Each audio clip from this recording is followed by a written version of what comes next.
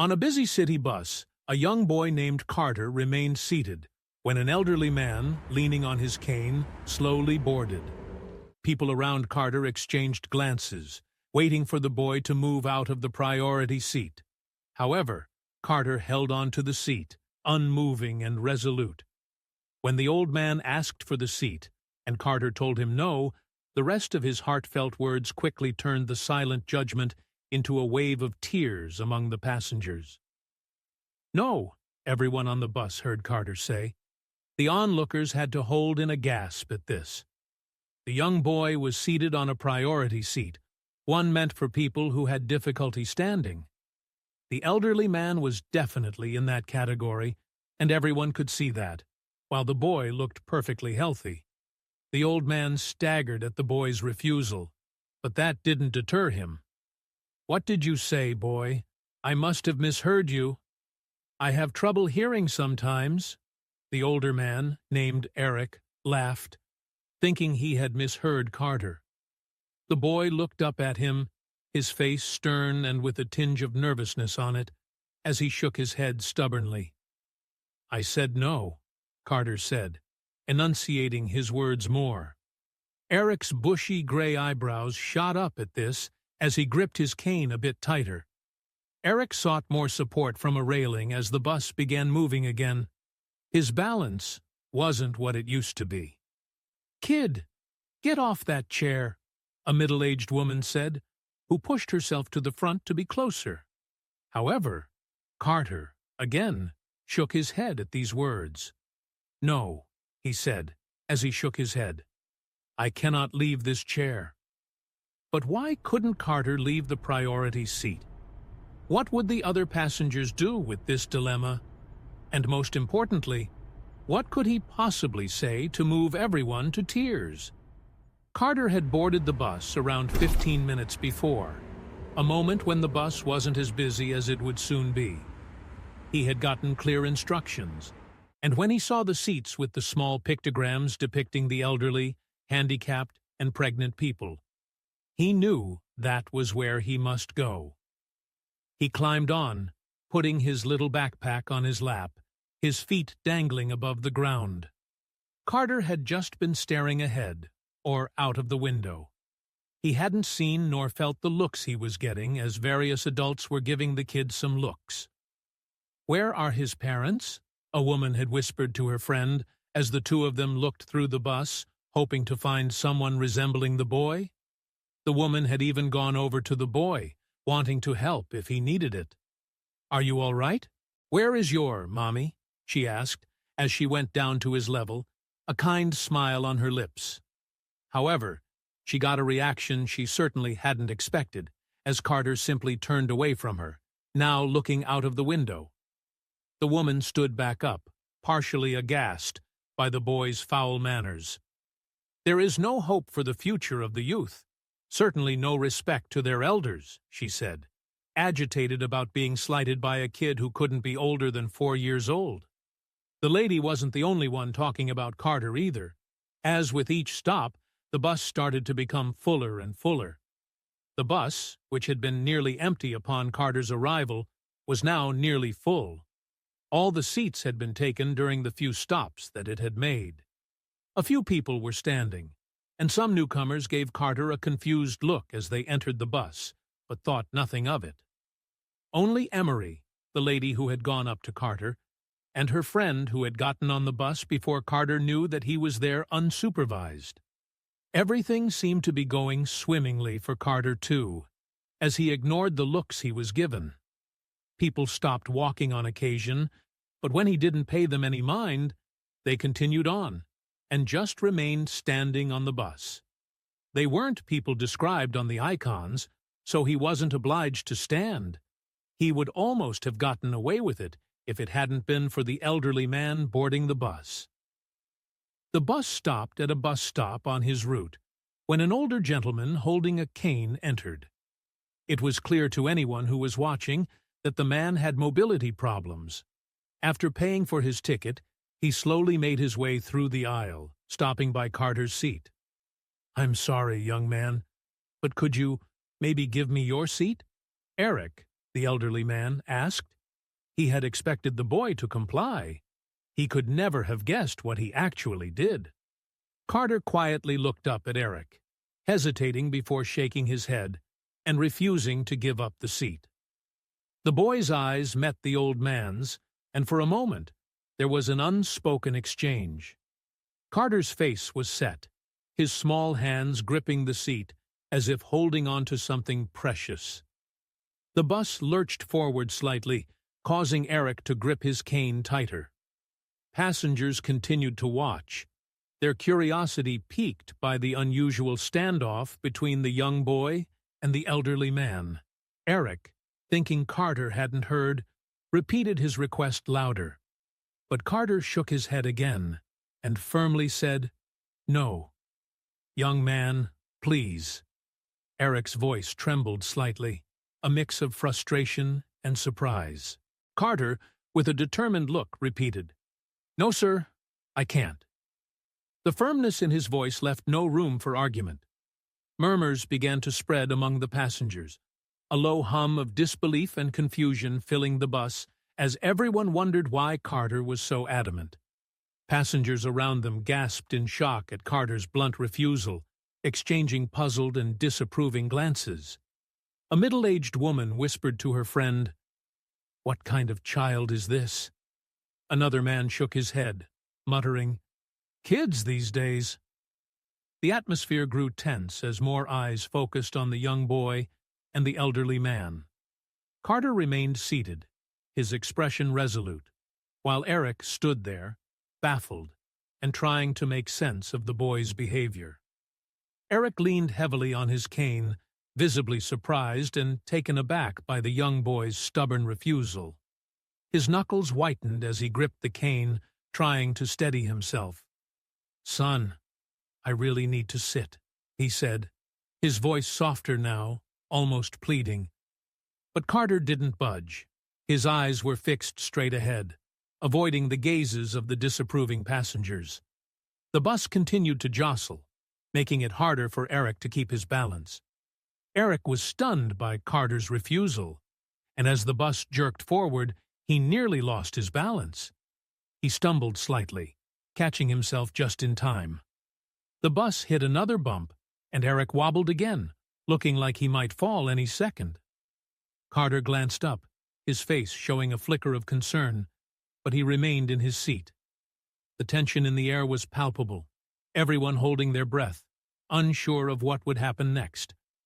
A kind man standing behind Eric reached out and caught him, preventing a fall. "Easy there," the man said, steadying Eric with a firm grip. Eric looked up, gratitude in his eyes. "Thank you, son," he murmured, trying to regain his balance. The man nodded, keeping a supportive hand on Eric's arm. "You okay?" he asked, his voice filled with concern. Eric nodded, but his gaze drifted back to Carter, who remained seated, his face set in determination. The helpful man called out to the bus driver, urging him to stop the bus immediately. "Driver, can you pull over? This gentleman needs a moment," he shouted. The bus driver glanced in the rearview mirror, his expression serious as he began to slow the vehicle. The bus eased to a stop by the curb, the engine idling softly. Passengers exchanged curious glances, the atmosphere thick with anticipation and confusion about what would happen next. The bus driver, sensing the urgency, quickly brought the bus to a halt. "Everyone, hold on," he announced, the brakes squealing softly as the bus came to a stop. The sudden stillness felt strange after the constant motion. Passengers adjusted themselves, some standing a bit more securely now that the bus wasn't moving. Eric sighed with relief, finally able to stand without wobbling. He looked around, taking in the concerned faces, but his attention kept returning to Carter. Passengers murmured among themselves, wondering why Carter refused to give up his seat. "What's with that kid?" a woman whispered to her friend. "I've never seen anything like this," another man said, shaking his head. The bus was filled with soft chatter, everyone speculating about Carter's unusual behavior. Carter, meanwhile, stared out the window, seemingly oblivious to the conversations around him. His small hands still clutched the edge of the seat, his face set with quiet resolve. Eric thanked the man who caught him but stared, baffled at Carter's words, trying to understand the boy's unusual behavior. "Thank you again," Eric said, his voice steadying. He turned to Carter, his eyes filled with a mix of confusion and curiosity. "Young man, why won't you give up your seat?" Eric asked gently, hoping for an explanation. Carter looked at him, a flicker of something in his eyes, but he didn't respond. The bus remained silent, everyone waiting for Carter's answer. The man who caught Eric scolded Carter, but the boy stubbornly looked out the window, ignoring the reprimand. "Kid, what's your problem? Can't you see he needs the seat?" the man said, frustration clear in his voice. Carter didn't budge, his eyes fixed on the passing scenery. "I'm not moving," he repeated, his voice steady but soft. The man shook his head, exasperated, and looked to the other passengers for support, but no one seemed to know what to do. Emery, who had been watching from the back, stood up and started making her way through the crowded bus. She pushed past people, her face a mix of curiosity and concern. "Excuse me, coming through," she murmured, squeezing between the tightly packed passengers. As she got closer, she could see the tension in Carter's face and the confusion in Eric's eyes. "What's going on here?" she asked, her voice loud enough to be heard over the murmurs. The bus driver turned around and asked if there was a problem, noticing the commotion. "Is everything all right back there?" he called out, his brows furrowed with concern. Emery turned to face him. "We're trying to sort it out, but this boy won't give up his seat," she explained. The driver nodded, his expression serious. "All right, let's keep things calm. We'll figure this out together," he said, trying to maintain order as the passengers continued to watch. Passengers continued to exchange confused and concerned looks, unsure of what to do next. "Why won't he move?" a young woman whispered to her friend. "Maybe there's a reason," the friend replied, her eyes on Carter. The bus felt like it was holding its breath, everyone waiting for something to break the stalemate. Carter remained silent, his small figure resolute against the growing pressure. The tension in the air was almost tangible as everyone awaited the next move.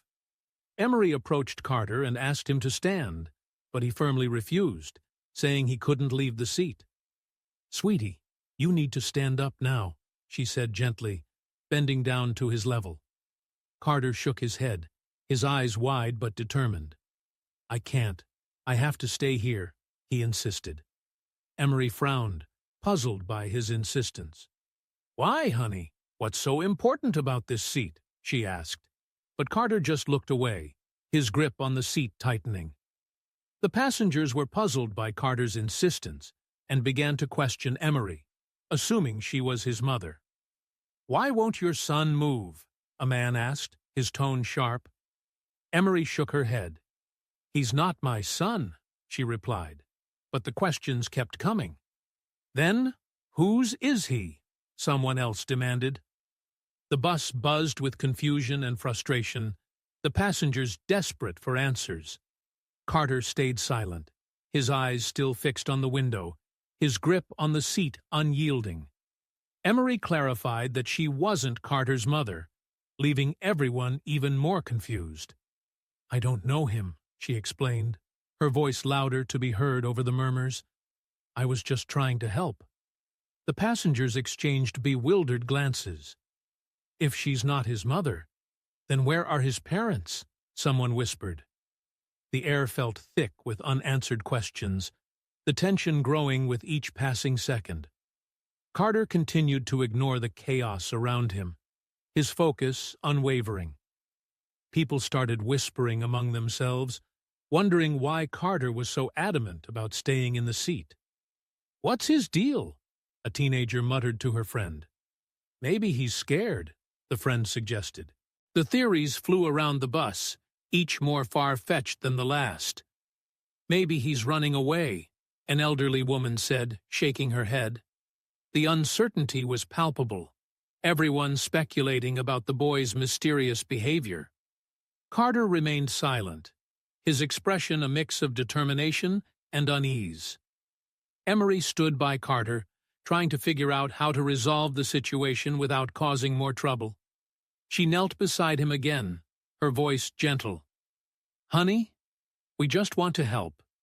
Can you tell us why you need to stay here?" she asked softly. Carter shook his head, his lips pressed tightly together. Emery sighed, looking around for some clue, some hint of what to do next. The bus felt like a pressure cooker, everyone waiting for the situation to break. Emery asked again where Carter's mother was, but the kid remained silent as the question rang through the bus. "Where's your mom, sweetheart?" she repeated, hoping for any response. The question echoed in the hushed bus, everyone holding their breath. Carter's eyes filled with a mix of sadness and determination, but he said nothing. The silence stretched, heavy and thick, as the passengers began to murmur again, the mystery deepening with every second that passed. Everyone asked around, but as no one stepped forward, everyone concluded that Carter was alone on the bus. "Does anyone know this boy?" Emery asked, her voice carrying over the low hum of whispers. Heads shook, and puzzled faces looked back at her. "Is he really alone?" someone murmured. The realization settled in, heavy and concerning. Carter's stubborn silence only deepened the mystery. The bus felt like a trapped room, filled with unspoken questions and growing worry. Someone bravely asked Carter where his mother was, but he only shook his head, refusing to answer. "Hey, kid, where's your mom?" a young man asked, leaning down to meet Carter's eyes. Carter's lips pressed into a thin line as he shook his head. The man sighed, looking back at the other passengers with a helpless shrug. "He's not talking," he said, frustration evident in his voice. The passengers exchanged worried glances, the tension thick in the air. The bus driver, curious and concerned, got out of his seat and walked toward the commotion. He navigated through the crowded aisle, his expression a mix of curiosity and authority. "All right, what's going on back here?" he asked, his voice cutting through the murmurs. The passengers made way for him, their eyes following his every move. The driver stopped in front of Carter, looking down at the boy with a mixture of concern and confusion. He asked what was going on and why the bus needed to stop, trying to understand the situation. "Why did we stop? What's the problem?" he questioned, looking around at the gathered passengers. Emery stepped forward. "This boy won't give up his seat. We think he's alone, but he won't say anything," she explained quickly. The driver's eyebrows furrowed as he turned his attention back to Carter, the puzzle growing more complex with each passing moment. Eric and the man that caught him started explaining what was happening to the bus driver. "I asked for the seat because I need it, but the boy refused," Eric said, still baffled. The other man nodded in agreement. "He just keeps saying he can't move, but won't explain why," he added. The driver listened intently, glancing at Carter with a mix of sympathy and frustration. The bus was filled with anxious energy, everyone waiting for the next move. At the same time, Emery overheard a woman whispering to a friend that she would call the police to inform Child Protection Services. "This is unacceptable," the woman murmured, pulling out her phone. Emery's ears perked up, concern deepening. "Do you think it's necessary?" her friend asked, glancing nervously at Carter. "Absolutely," the woman insisted, dialing the number. Emery stepped closer, unsure whether to intervene, her mind racing with the potential consequences of the call. The woman argued it was irresponsible to leave a child alone on a busy bus. "He could be in danger or lost," she said, her voice rising slightly. Her friend nodded, worry etched on her face. "But maybe there's a reason," the friend suggested hesitantly. The woman shook her head, resolute. No excuse for this. We need to ensure he's safe. The passengers around them nodded in agreement, the tension in the bus growing as they awaited the next steps. The bus driver, Mr. Collins, listened to the whispers and tried to calm the passengers. Everyone, let's stay calm, he said, raising his hands for attention. We don't need to jump to conclusions. His voice was steady, projecting authority. I'm sure we can figure this out without causing more stress. The murmurs quieted down slightly, though the atmosphere remained charged with concern and curiosity. Mr. Collins took a deep breath, preparing to address the situation more directly. Mr. Collins recognized Carter and said he knew the boy, which caught everyone's attention. Wait, I know this kid, he said, pointing to Carter. The bus fell silent, all eyes turning to the driver. His name is Carter. I've seen him on this route before, Mr. Collins continued. The passengers exchanged surprised glances, whispers of relief and confusion mixing together. Why is he alone then? Someone called out. Collins shook his head. I'm not sure, but let me talk to him. The passengers waited, curious and anxious to hear more from Mr. Collins about Carter. The bus felt like it was holding its breath, every eye on Mr. Collins as he approached Carter. What's the story here? A man muttered, voicing the collective thoughts. Collins knelt beside Carter, his expression gentle yet serious. The tension was palpable, everyone leaning in slightly, eager for answers. The bus remained eerily quiet, the anticipation almost overwhelming as they waited for the next revelation. Mr. Collins knelt down to Carter's eye level and gently asked where his mother was. Carter, can you tell me where your mom is? He asked, his voice soft and reassuring. Carter looked up, his eyes filled with a mixture of fear and determination. I can't move, he whispered, his grip on the seat tightening. Collins frowned, confusion flickering across his face. The bus remained silent, every passenger straining to hear the boy's response. Carter replied that he was told to wait there and not to move from the seat. Mom said to wait here and not get up for anyone, he explained, his voice trembling slightly. Collins's frown deepened, trying to understand the reasoning behind such instructions. But why, Carter? Did she tell you why? He asked, hoping for more clarity. Carter shook his head. Just said to stay put and wait. The mystery only seemed to grow with each word. Mr. Collins looked puzzled, trying to make sense of Carter's instructions.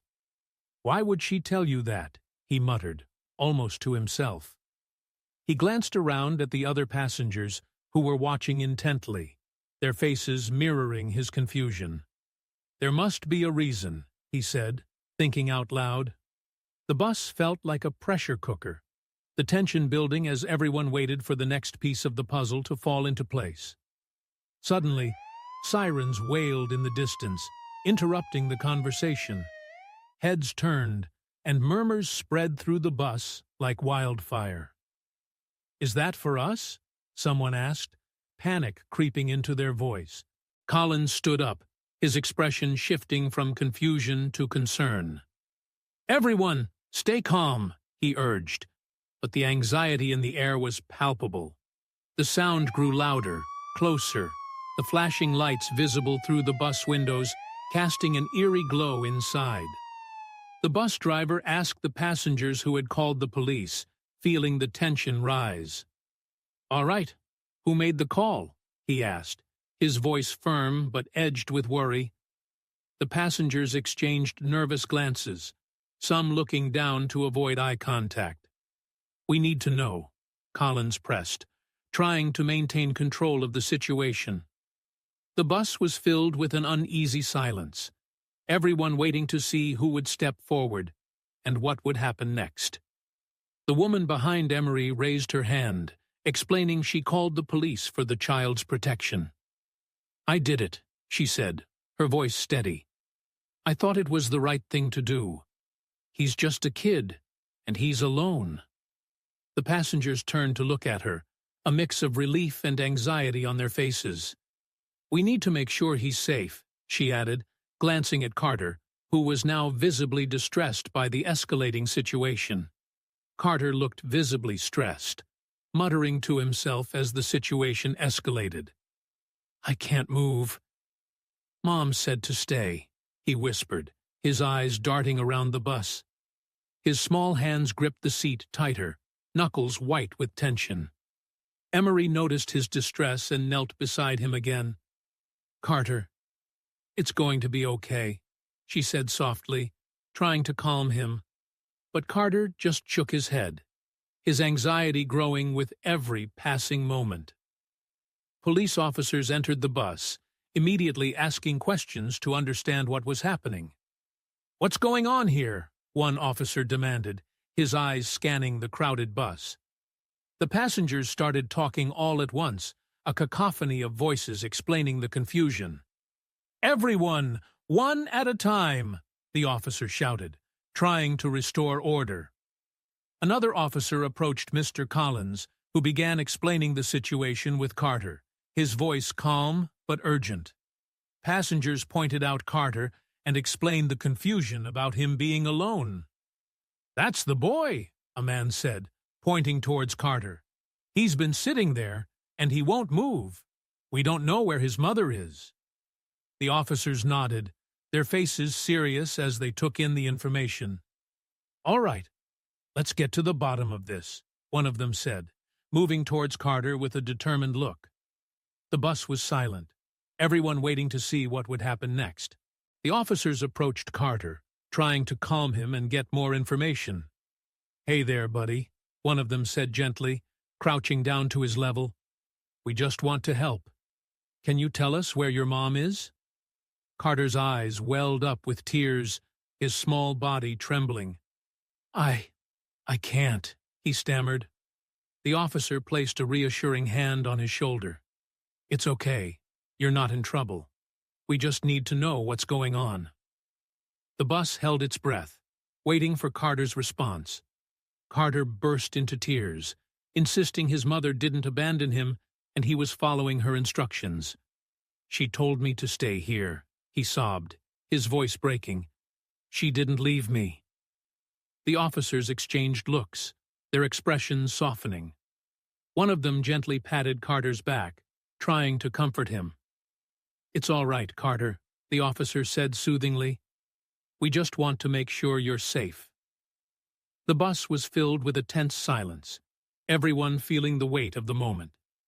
He explained he was saving the seat for his grandmother, who would board at the next stop. "My grandma. She's coming," Carter said between sobs. "She needs this seat." The officer nodded, understanding dawning on his face. "I see," he said gently. "Your mom asked you to save the seat for her, right?" Carter nodded, wiping his tears with the back of his hand. The passengers, hearing this, began to murmur among themselves, piecing the story together. Carter apologized to Eric for not standing, emphasizing that his grandmother needed the seat too. "I'm sorry, sir," he said, looking up at Eric with tear-filled eyes. "I didn't mean to be rude. My grandma really needs the seat." Eric's expression softened, and he gave a small nod. "It's okay, son," he said kindly. "I understand now." The tension in the bus eased slightly as the passengers absorbed Carter's heartfelt explanation. The bus grew silent as passengers listened to Carter's emotional explanation. The gravity of the situation settled over them, and a collective sense of understanding spread through the crowd. "Poor kid," someone whispered. "He was just trying to help his grandma." The officer continued to comfort Carter, ensuring he felt safe and heard. The bus driver, Mr. Collins, watched with a thoughtful expression, the pieces of the puzzle finally coming together in his mind. The officers comforted Carter, assuring him they understood and would wait for his grandmother. "You did the right thing, Carter," one officer said softly. We'll wait here until your grandma arrives." Carter sniffled, his tears slowing as he nodded. The tension that had gripped the bus began to lift, replaced by a sense of empathy and relief. The passengers exchanged looks of understanding, the earlier frustration fading as they awaited the next stop. One of the officers requested to stay on the bus to meet Carter's grandmother and verify the story. "I'll stay here with you, Carter," the officer said gently. "We just want to make sure everything's all right." The other officer nodded, stepping off the bus to inform their colleagues. Carter clung to the officer's reassurance, his tears slowing. The bus driver, Mr. Collins, gave a small nod of approval, appreciating the officer's dedication to resolving the situation. The bus driver, Mr. Collins, resumed driving to the next stop, keeping an eye on the situation. The engine hummed back to life, and the bus began to move smoothly along the route. Mr. Collins glanced occasionally in the rearview mirror, watching Carter and the officer. The passengers settled back into their seats, the tension easing but still present. The bus continued its journey, everyone silently anticipating the arrival of Carter's grandmother at the next stop. Eric was given a seat behind Carter by a woman who had previously been sitting there, providing him some relief.